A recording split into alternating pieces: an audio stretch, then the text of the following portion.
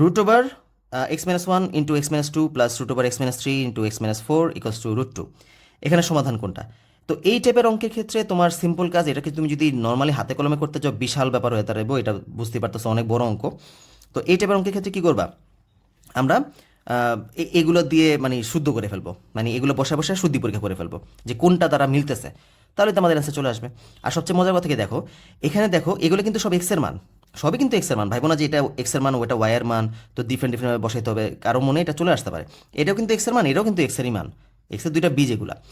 ওকে, এখন দেখো তো আমি যদি শূন্য দ্বারা একবার একটারে মানে পরীক্ষা করি, যদি ধরো শূন্য দ্বারা এক মানে একটাতে মিলে নাই, ধরো শূন্যের কারণে এটাগুলো মিলে নাই, তো এই শূন্যের কারণে যদি না মিলে তাহলে এই অপশনটা কিন্তু বাদ চলে যাবে, তাই না?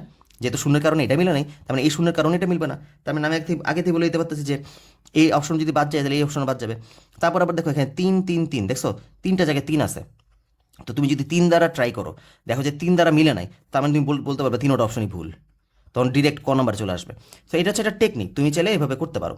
ওকে, কিন্তু আবার আবার ঝামেলাটা তৈরি হয় কোন সময়, যদি 3 দ্বারা মিলে যায় তখন তো আবার বাকিগুলো সবগুলো ট্রাই করতে হবে। সেই জন্য আমি একটা একটা করে শুরু থেকেই শুরু করি। জিরো দ্বারা যদি হিসাব করি, তুমি দেখো তো আমি এটাকে আর ক্যালকুলেটর ইউজ করতেছি না, জিরো দ্বারা আমি নর্মালি বসে ফেলি। 0 - 1 তার মানে কত আসবে, এখানে আসবে -1, তবে 0 - 2 মানে -2 প্লাস 0 - 3, আচ্ছা এটা তো -3 আসতো, ইন্টু 0 - 4 মানে হচ্ছে -4।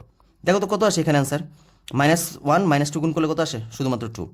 রুট ওভার -3 -4 গুণ করলে কত আসে, রুট ওভার 3 × 4 = 12।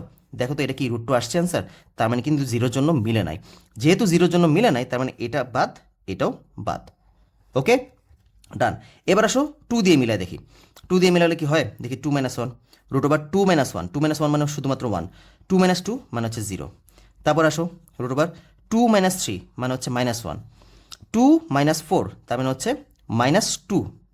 দেখো এটা কিন্তু মিলে যেতেছে, দেখো দেখছো, এটার জন্য ফার্স্টে এটা তো 0 বাদ চলে গেছে, এটা মাইনাসে মাইনাসে প্লাস, তার মানে √2। এটার জন্য কিন্তু মিলছে, 2 এর জন্য মিলছে। এবার দেখি 3 এর জন্য মিলে কিনা, 3 - 1, 3 - 1 কত, 2, 3 - 2 মানে কত, 1, ব্যাস। তারপর হচ্ছে কত, 3 - 3, 3 - 3 দেখো জিরো এসে পড়ছে, এটা যদি জিরো হয়ে যায় তাহলে আলটিমেটলি পুরোটা তো জিরো হয়েই যাবে, তার মানে এখানেও কিন্তু অ্যান্সার √2ই আসতেছে। দ্যাট মিনস গ হচ্ছে আমাদের কারেক্ট অ্যান্সার। সবাই বুঝতে পারছো? তো এইভাবে তোমরা এটাকে সলভ করবা, যেন মানে ক্যালকুলেটরের চাপার দরকারই নেই, যেহেতু ছোটো ছোটো মান এগুলো তো মুখোমুখি করে ফেলা যায়। ঠিক আছে, তো এরকমভাবে তোমরা পরীক্ষার হলে সলভ করো, যে দেখবা যে সিমিলারিটি কী আছে। দেখো একটা জিরো না মিলার কারণে কিন্তু আমি এটাকে ডিরেক্ট বাদ দিয়ে দিতে পারছি। তো এইভাবে তোমরা আহ, সচেতন হয়ে জিনিসগুলো সলভ করবা। আচ্ছা, তারপর আসো 11 নম্বর কোশ্চেন চলে যাই। 11 নম্বর কি বলছে,